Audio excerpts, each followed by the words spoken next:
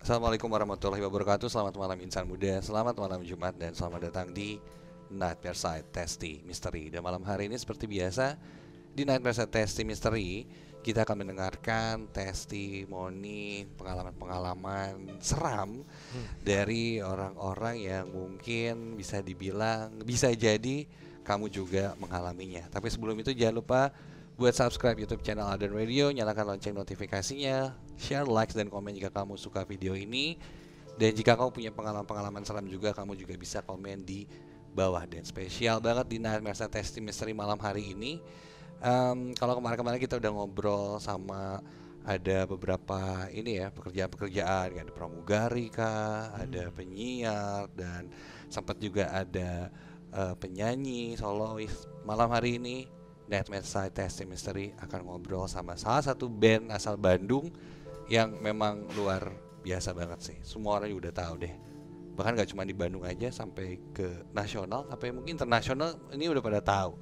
Rocket Rockers. Selamat datang di Nightmare Side Testing Mystery barengan sama Rocket Rockers. Dan selalu ingat, jangan nonton Nightmare Side Testing Mystery ini sendirian.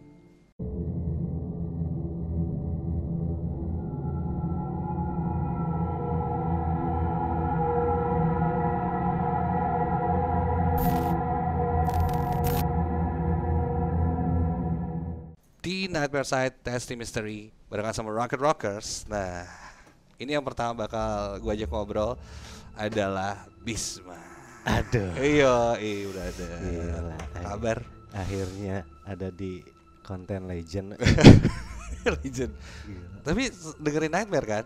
Dari zaman SMA tuh. Dari zaman SMA. Heeh. Wah, lawas banget ya Nightmare ya. Heeh. Udah lama banget ya. Saya SMA Dimas. Saya belum lahir kayaknya. Belum jadi voice overnya. Belum jadi soalnya. voice over. Heeh. Iya. Paling inget cerita Nightmare apa nih? Zaman dulu yang nempel banget sampai sekarang. Kereta Kencana, Dims. Kereta Kencana Cipaganti. Yang jalan Cipaganti. Heeh. Oke. Yang dia tuh jalurnya teh alas ya jalur. Heeh. Sampai ke rumah sakit situ kan. Situ. Itulah paling inget. Paling inget situ ya. Paling inget.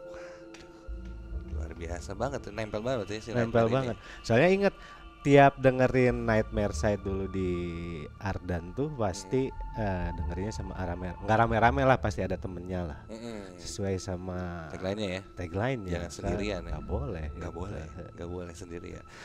Kalau Rocket Rocker sendiri ini udah berapa tahun nih sekarang nih? Baru mau 22 tahun. 22 tahun. Oke. 2021 ini 17 Agustus nanti 22 tahun. 22 tahun. Wah, spesial, berarti angka bagus ya. Iya, pasti 22 ya. Diskon angka kembar kan Angka biasanya. kembar biasanya. Jadi Harbolnas. kalau mau panggil Rocket Rocker sekarang lagi diskon gede. Lagi diskon gede-gedean ya. Wah, ini cocok nih. Bisa. Oke. Kita nggak akan terlalu ngomongin soal Rocket Rockers karena Iya. mungkin udah pada tahu lah Rocket Rockers mah ya, lagunya, terus banyak banget mungkin kolaborasi sempat bikin album juga yang memang isinya kolaborasi juga, Ya. iya kan. Nah, tapi mungkin nggak banyak orang tahu nih sebagai seorang anak band Rocket Rockers yang sering manggung, yang happy mungkin kelihatannya ya kan, di luar tuh wah punya sisi seremnya. Ini yang Sisi mau serem. digali nih, Oke. cerita-cerita serem anak-anak Rocket Rockers. Iya. Entah mungkin lagi tour Heeh. atau di rumah atau lagi di perjalanan. Kalau misalnya ceritain masalah soal hal-hal mistis, saya tuh emang udah akrab dari waktu kecil. Oh, kecil Waktu udah. kecil, waktu Oke. kan sering keluarga saya itu ada di Ciamis juga. Jadi emang akrab lah sama hal-hal Iya, begitu, iya, mulai Ciamis mah dari ya. uyut ke kakek, terus ya ke anaknya, terus ke cucu tuh emang akrab gitu dengan Oke. kayak begitu. Jadi sudah tidak asing lah ya dengan sudah hal-hal tidak mistis asing seperti gitu, iya. Tapi betul. memang punya ini juga apa ya, bisa dibilang kemampuan juga untuk Kalau kemampuan sensitif, enggak, kemampuan melihat gitu. kalau kemampuan enggak, tapi kalau misalnya ke Ciamis ada kejadian apa selalu diceritain dan akhirnya tahu gitu, oh ada ya kejadian seperti itu tuh gitu. Oke. Gitu. Menarik. Tapi jadi bekalnya dari zaman SD mungkin yang udah mulai ngerti lah, TK atau SD awal udah mulai ngerti kayak gitu. Sampai sekarang tuh jadinya jadi tahu gitu ada misalnya datang tur ke beberapa kota atau satu kota yang benar-benar ada cerita di baliknya gitu tentang hotelnya lah atau kotanya atau perjalanannya, ngerasain tapi ya udah nggak sampai ngelihat juga gitu. Oke. Yang paling Nggak mau ingat berkesan lah seremnya nih. Ceritain dong. Kalau yang paling berkesan ini yang mana nih, waktu zaman kecil atau apa? Bebas, mau dari Kalau kecil dulu boleh. dari zaman kecil aja ya. Kecil ya. Jadi waktu tahun 9 saya SD pokoknya kelas 5-an. Dulu tuh kondisi kakek tuh emang udah sakit, udah sepuh juga, udah nggak bisa jalan, pasti di kursi roda gitu. Ingat banget waktu hari itu tuh weekend, ya soalnya kan weekend saya ke Ciamis. Pagi-pagi tuh waktunya kakek dijemur badannya, bila jemur matahari pagi. Dari pagi sampai jam 9 masuklah ke kamar. Masuk ke kamar, dibukain kan bajunya kan keringetan, biar ganti baju biar istirahatnya enak. Pas nenek saya gantiin baju kakek saya, di belakang tuh ada apa? Ada kayak tanda merah gitu, Dim. Gitu. Kemarinnya kan ya kan nenek saya kan emang udah tahu lah yang mengurus beliau gitu kan. Sampai bingung segala macam. Kenapa tiba-tiba ada tanda lumayan agak besar lah, 3 jarian gitu di punggungnya. Itu merinding. Merinding ya. Tapi sampai akhirnya dicari tahu nggak apa sih tandanya? Dicari tahu lah, besoknya yang datangin orang yang biasa diajak ngobrol sama keluarga lah dari dulu gitu. Dan kesaksian juga sih sama saya itu cara pemindahan si apa ya disebutnya? Karuhun atau bukan, ini bukan ke karuhunnya tapi lebih yang ke jahatnya, Dim. Katanya tuh. Malam-malam abis isya gitu ya, jam 8-an jam 9-an gitu. Ya udah. Dulu kan masih kecil ya. Jadi si proses itu tuh enggak terlalu dibolehin sama orang tua gitu. Udah, saya kan dulu dipanggilnya Ade kan. Ade udah di kamar aja sama yang lain, kita nonton TV di kamar aja. Ya udah, dari situ tuh ternyata ada proses pemindahan, katanya ada sesuatu atau roh yang masuk ke raga kakek saya, terus dipindahin lah sama si, bisa disebut nama ya, Pamaman dulu tuh, inget bisa. Emang berat banget, Dims. Pas berat banget kayak digendong gitu. Digendong terus dibuangnya tuh ke kali, ke sungai. Jadi ini rumah keluarga saya. Nah, ini di sini ada kayak apa ya, kayak kolam-kolam ikan. Nah, di bawahnya tuh sungainya mengalir ya. Mengalir gitu. Ngomongin Ciamis ya, ngomongin Ciamis emang salah satu kota. Ini kalau misalnya banyak cerita-cerita juga, Ciamis itu memang sakral lah. Kota yang cukup sakral banget. Mengingat Ciamis ini kalau dari sejarah ini kan panjang banget dan tahu sejarah jadi. Iya. Apa sejarahnya teh? Sejarahnya Ciamis ini kan salah satu kota yang akhirnya bisa dibilang membentuk Pasundan dan lain-lain seperti itu. Tatar Galuh Tea gitu kan. Jadi kota Ciamis itu bukan kota sembarangan sebenarnya. Mungkin banyak hal-hal mistis dan sakral yang memang masih dipertahankan di sana. Nah, kalau yang gue tahu sih, kalau misalnya ngomongin ada kiriman atau apa segala macam, memang pakai paket apa biasanya? Biasanya pakai paket yang ekspres atau sehari sampai lah. Iya, soalnya udah gak kuat pengen langsung unboxing. story ini gitu ya. Nah, biasanya kalau ada kiriman apa-apa segala macam memang harus dibuang ke air yang mengalir. Gitu. Oh, pantes tadi Dimas nanya. Iya, sungai, air mengalir. Gitu. Dulu sempat nih, ini mah nggak tahu ya. Dulu itu sempat ada yang datang ke Ardan, tiba-tiba bawa pocong. Pocong kecil. Pocong segede gini, kecil. Dia bawa pocong itu kecil, berdarah si pocongnya itu. Di bajunya dong ya? Iya, di kain kafannya itu. Jadi kecil segini kain kafan, itu berdarah gitu. Terus dia datang ke Ardan, mau ketemu gua. Pocong kecil, jenglot bukan? Bukan, tapi bentuknya kayak pocong cuma kecil lah gitu ya. Habis itu dia datang ke Ardan kan.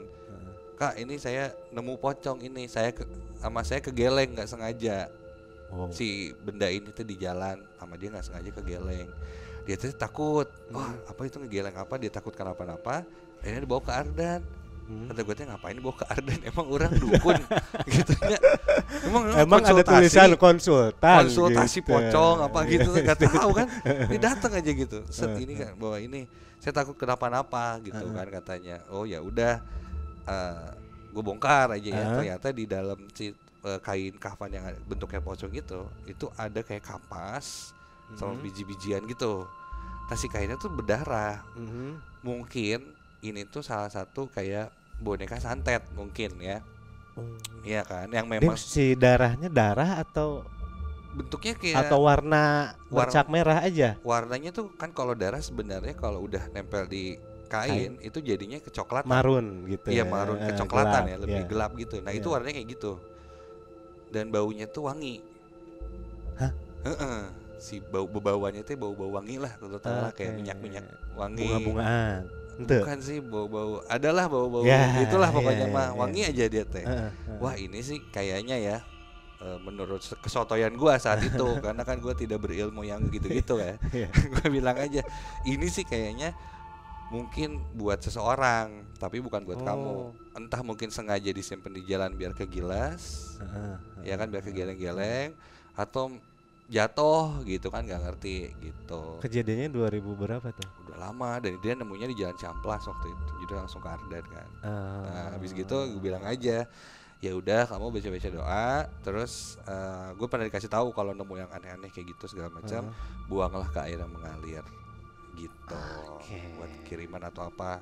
Jadi kalau saya nggak akan apa-apa, mau nanaon kata gue teh ya. Tenang aja, kamu kan cuma nemuin doang.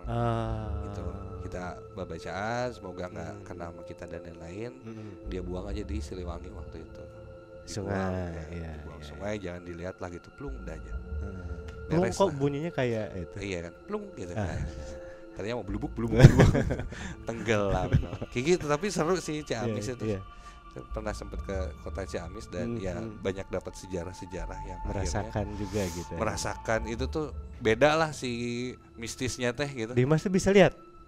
Ya kalau nggak bisa lihat saya nggak bisa melihat makhluk gitu. Kalau secara bentuk ngebelegede gitu mah nggak mau. Seru aja kan. Iya, paling kalau misalnya setiap syuting atau apa itu terlihat, tapi bentuknya ini memang di alam bawah sadar. Jadi kerasa ke batin teh. Oh ini teh kayak gini nih, perempuan kayak gini bentuknya. Ini mau teh cerita lagi? Banyak cerita. Iya, ceritain dong. Lanjut. Ada 2 cerita sebenarnya. Nah, yang satu yang bareng sama Rocket Rockers. Nah, itu gimana? Waktu itu kita harus manggung di Surabaya. Terus dapat hotelnya tuh yang emang legend pisan horornya teh. Oh ya, apalah Surabaya. Boleh disebutin gak sih? Jangan disebutin, tapi di sini nggak apa-apa lah. Merdeka. Ya itu. Jadi kan emang dari nyampe itu teh kita langsung soundcheck kalau nggak salah, terus makan, terus ada interview radio, baru sampai ke hotelnya tuh saya tuh malam. Terus anak-anak teknisi itu udah ada yang duluan. Jadi beres soundcheck, anak-anak teknisi ke mobil ke hotel, kita lanjut kemana lagi lah, lupa lah gitu. Di grup udah heboh Dims. Emang ya udah ceritain, anak-anak juga sebelum nyampe ke Surabaya kan udah googling dulu biasa hotelnya kayak gimana. Ya. Referensinya kan panjang gitu. Ya udah habis dari situ ini mah bukan pengalaman yang didapetin secara mistis ya, tapi jadi sampai sekarang tuh saya ada satu sisi yang orang penasaran pengen tahu ya, misalnya ini tempatnya emang horor seperti apa, main ke sudut-sudutnya. Udah aja itu. Jadi sekarang tuh saya tuh ada di posisi kayak gitu kalau tiap ke tempat yang mistis teh gitu. Udahlah, malamnya nyampe ke hotel, langsung hotel tour lah. Penasaran ini teh katanya di belakang hotelnya teh bekas apa. Penasaran lah Dim, surang teh. Siapa yang mau yuk ikutan main ke belakang? Cuman ada 1 orang yang nemenin, teknisi saya dulu si Atang. Ya udahlah, langsung ke belakang, anak-anak balik lagi ke atas sampai ke belakang. Malam berarti? Malam, udah malam bisa, udah mau istirahat. Dan emang berasa pisan sih dari depan terus pas ke belakang tuh kayak masuk naonnya. Beda aura lah ya, beda. Itu kayak langsung bau atau baunya beda, nggak kayak di outdoor yang lainnya gitu kan yang saya rasain tuh gitu. Tapi emang bener-bener kayak narik energi saya juga gitu. Okay. Ya udahlah jalan terus dan akhirnya ngelilingin itu. Oh gini rasanya ya, entah berapa puluh tahun si tempat itu nggak diberdayakan, nggak ditinggalin, dan akhirnya jadi ada aura aneh tersendiri yang kita rasakan gitu. Itu. Dan yang ini Mas, sekarang satu lagi saya mau ceritain masalah di kantor saya sekarang. Terbaik di kantor yang sekarang. Iya. Itu jalan mana? Di Gede Bage. Goofy. Iya. Kantor Goofy. Jadi kita tuh start nempatin kantor itu tuh dari bulan April 2020, bulan Maret lah. Oke. Dari bulan Maret sampai sekarang bulan apa Dim? Februari. Saya bisa dihitung baru 3 kali lah tidur di tempat itu. Dan memang kejadian sih. Ada sesuatu. Dari anak-anak diceritain teh.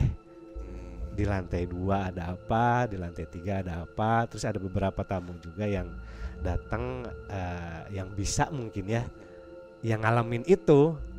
Apa itu teh? Sosok cewek. Itu. Kalau yang cerita dari tim kantor mah di lantai 2 teh dipakainya kan gudang.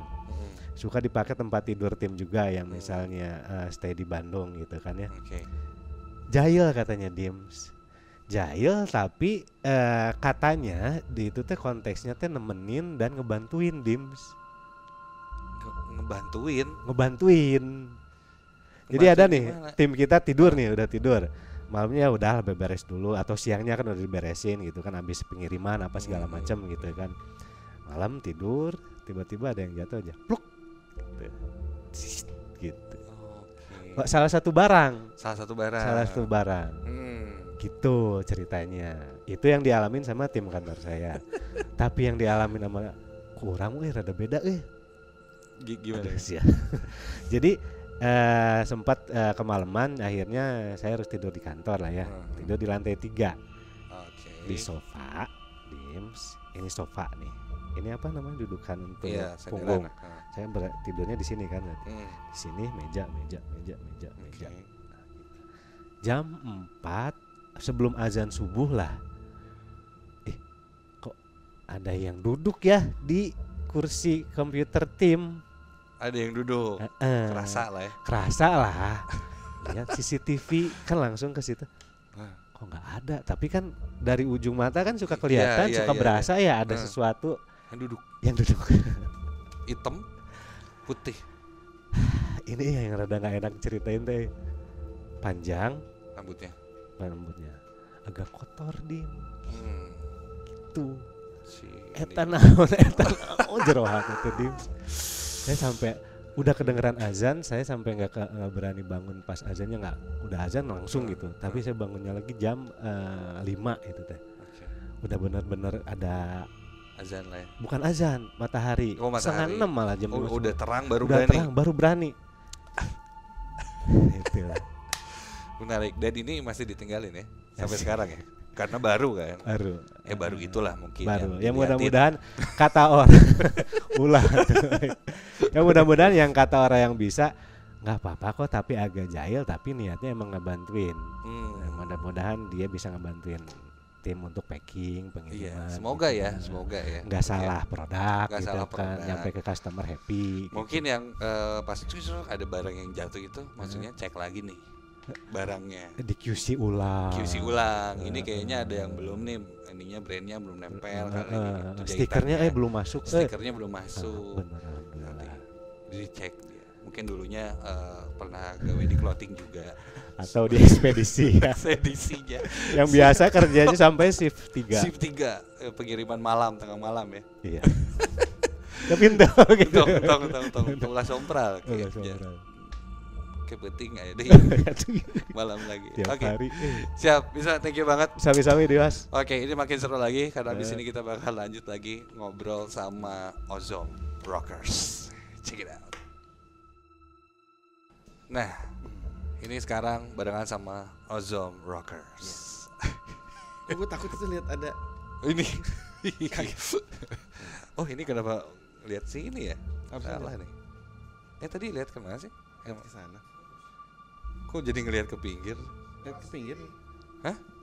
Gerak sendiri ya? Perasaan tadi lihatnya ke depan, kenapa jadi lihat ke? Yaudah, apa?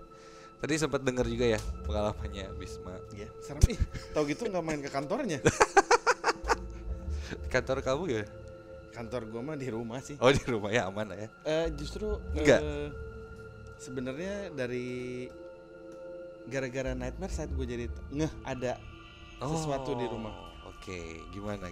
Jadi kan rumah gua yang sekarang di KPAD tuh rumah tua yang emang nggak boleh dipugar. Oh, heritage ya? Jadi dulu itu inget pas SD. Oke. Rusak? Enggak. Gimana? Nah pas SD, gue nggak berani kan dengerin Nightmare. Okay. Jadinya gue rekam pakai radio double deck, tau nggak? Iya. Ceklek. Direkam, ya? terus dikecilin, dengerinnya besok paginya. Nah, terus sengaja gue pas ngerekam di rumah itu selalu ada suara. Jadi kamar gue sama pintu depan tuh bentuknya L gitulah, sebelahan. Tiap jam 12 malam ada suara yang ngunci. Tapi emang orang yang kuncinya. Nah kan jadi sama bokap nyokap tuh suruh tidur gitu kan. Iya. Jam segini, tiap jam 12 aja. Di pikiran gue kan orang. Bokap. Iya. Bokap ngunci. Gue mau keluar nanti dimarahin kan. Kenapa belum tidur? Nah gue ingat nightmare terus beresnya sekitar jam segituan kan.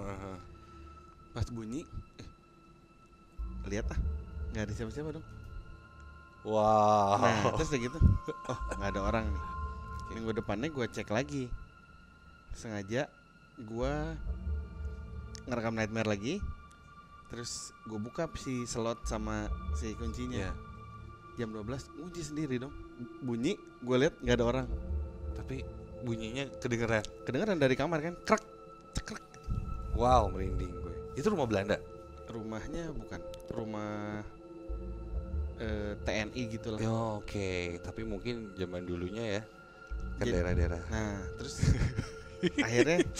akhirnya gue ngomong sama bokap nyokap. Itu ada tiap jam 12 malam. Jadi gue sampai sempat penasaran berapa lama gue nungguin gak tidur sampai jam 12 lebih gitu. Dibuka selalu ngunci. Nah terus pas ngomong sama bokap nyokap ternyata iya jadi emang mereka mungkin udah tahu dari kan kakek gua gitu. Di sini ada yang jagain tapi baik kok gitu. Emang nggak pernah ganggu. Cuman kalau misalkan sempat ada teman yang agak-agak sedikit bandel lah, suka ngambil Iya. Pasti ada gangguan-gangguan. Jadi dia sempat ada teman dulu ngambil topi gua gitu, maling ya. Terus berapa hari kemudian dia balikin sendiri.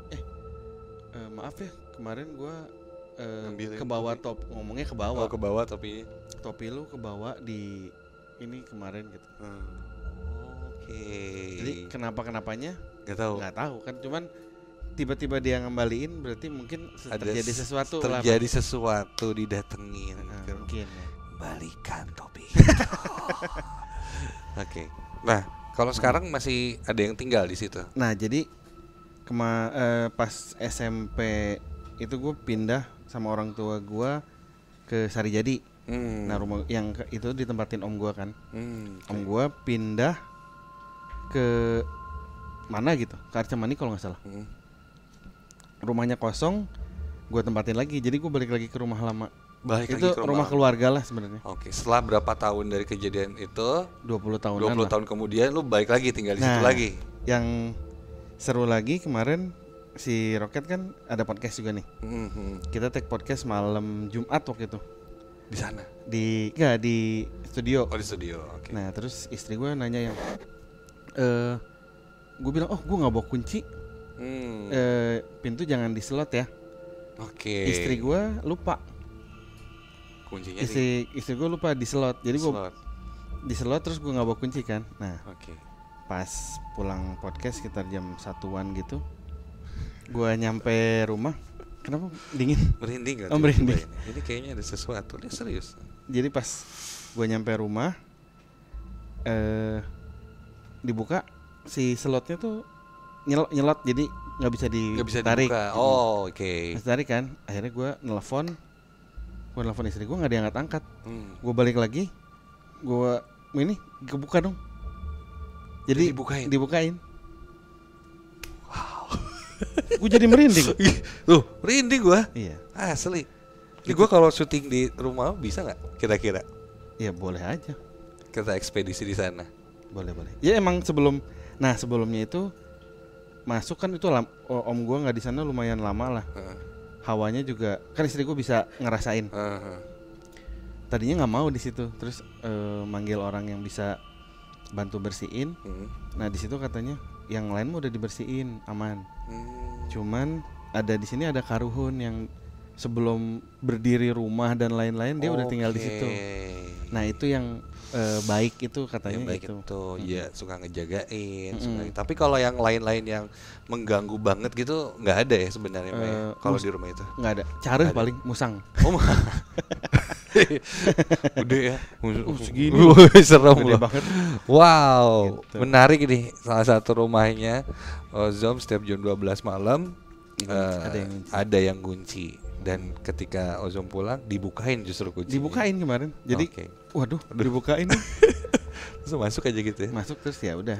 Ya assalamualaikum. Terus lu kan punya anak nih. Nah, masih kecil lah ya bisa dibilang. Nah, ini ada ini enggak sih gangguan atau misalnya ngelihat atau apa mungkin sih? Gua sih enggak pernah mikirin ke sana ya, cuman jadi dia kamar sendiri.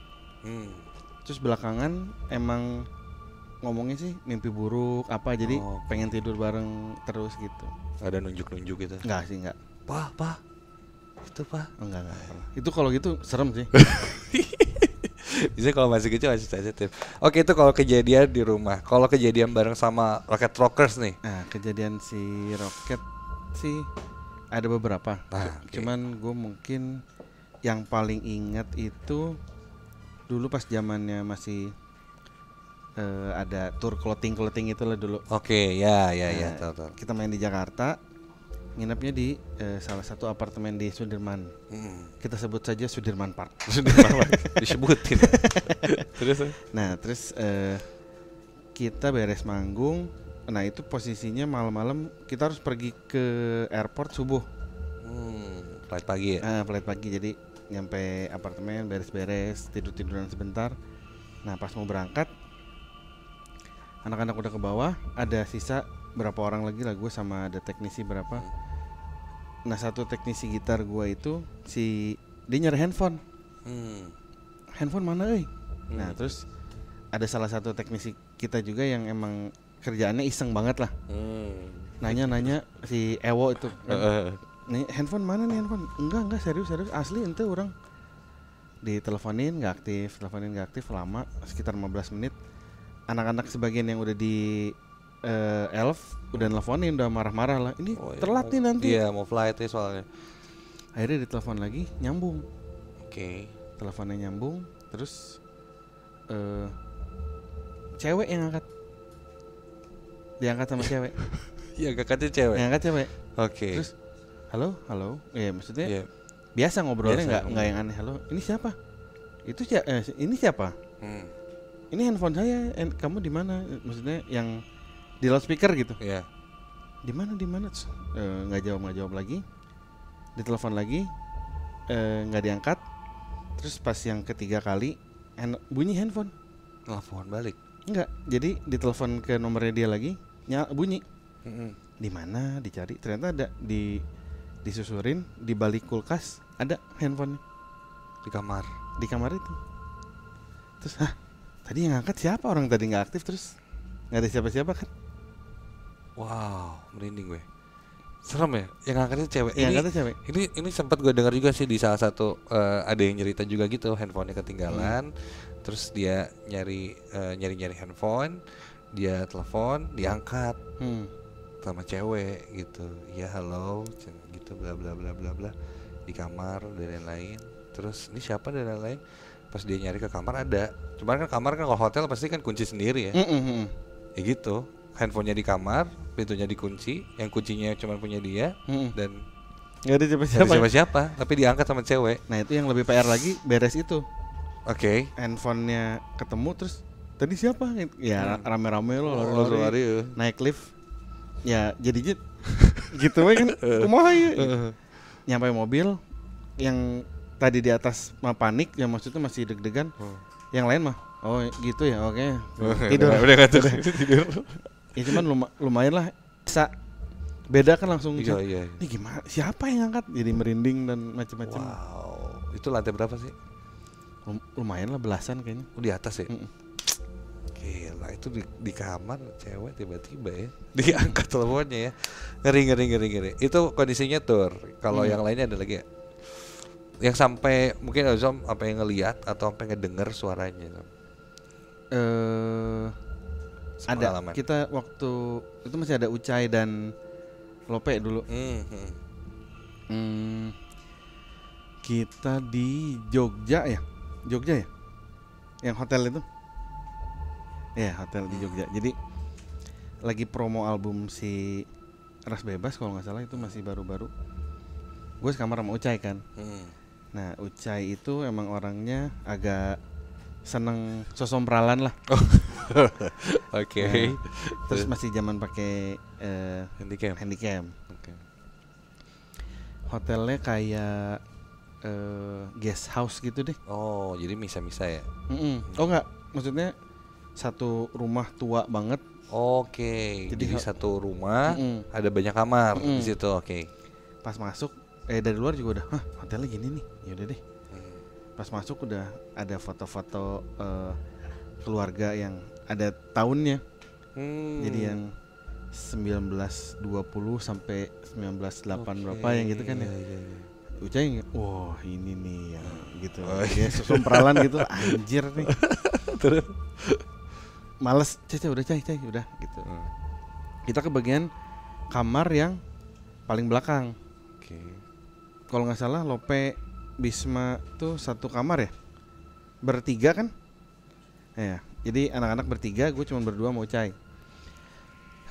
Posisi kamar tuh pokoknya begitu masuk langsung kasur 2 gitu kan. Nah udah gitu kamar mandinya di pojok. Jadi kebayang nggak? Iya. Begitu masuk ke kasur nempel. Terus ada kamar mandi. Kamar mandinya pas dibuka tuh yang kayak semi outdoor gitu, yang batu-batu ada. Oke. Bathtubnya. Iya. Oh ada bathtubnya juga. Terus pokoknya nggak enak banget lah. Hawanya juga jadul gitu ya. Jadul parah. Jadul banget ya berarti ya kayak gitu. Terus nah begitu masuk kamar, sebelah sini tuh TV. Sebelah kanan TV. Jadi kalau kasur lu tiduran langsung TV. TV-nya TV tabung yang masih tua banget. Sebelah TV lemari kayu. Oke, aku bayang. Si Ucai masih yang ini nih di sini kayaknya dulu ada ini itu. Oke, sumpah. Malas ah. Terus tidur.